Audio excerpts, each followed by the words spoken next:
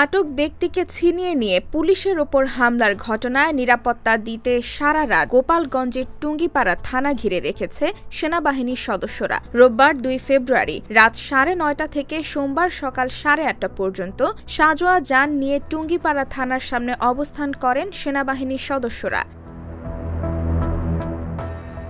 এর আগে আওয়ামী লীগ ছাত্রলীগ সন্দেহে আটক ব্যক্তিদের ছিনিয়ে নিতে পুলিশের ওপর হামলা চালায় তাদের সমর্থকরা। এ সময় টুঙ্গিপাড়া থানার ৫ পুলিশ সদস্য আহত হন। হামলাকারীরা স্থানীয় আওয়ামী লীগ সমর্থক বলে জানিয়েছে পুলিশ। এ ঘটনায় একজনকে আটক করা হয়েছে। রোববার সন্ধ্যা ৭টার দিকে টুঙ্গিপাড়া উপজেলা সদরের বঙ্গবন্ধু সমাধির পাশে খান সাহেব শেখ মোশাররফ হোসেন স্কুল অ্যান্ড কলেজের সামনে এ হামলার ঘটনা ঘটে।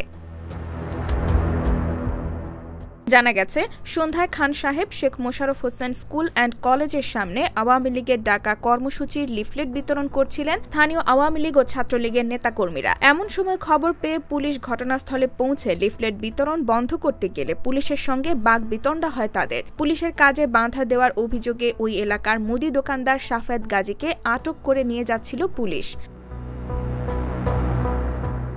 এ সময় পুলিশের গাড়ি আটকে ভাঙচুর করে একজন পুলিশ সদস্যকে অবরুদ্ধ করে তাদের উপর হামলা চালায় স্থানীয়রা। পরে থানার অন্য পুলিশ সদস্যরা ঘটনাস্থলে এলে তারাও তোপের মুখে পড়ে। পরে ঘটনাস্থলে উপজেলা নির্বাহী কর্মকর্তা পৌঁছে অবরুদ্ধ পুলিশ সদস্যকে ছাড়িয়ে নেন। বর্তমানে ওই এলাকায় থমথমে অবস্থা বিরাজ করছে। ঘটনার পর থেকে নিরাপত্তা দিতে বেশ কয়েকটি সাঁজোয়া যান নিয়ে টুঙ্গিপাড়া থানার সামনে সারা রাত অবস্থান করছে সেনাবাহিনী।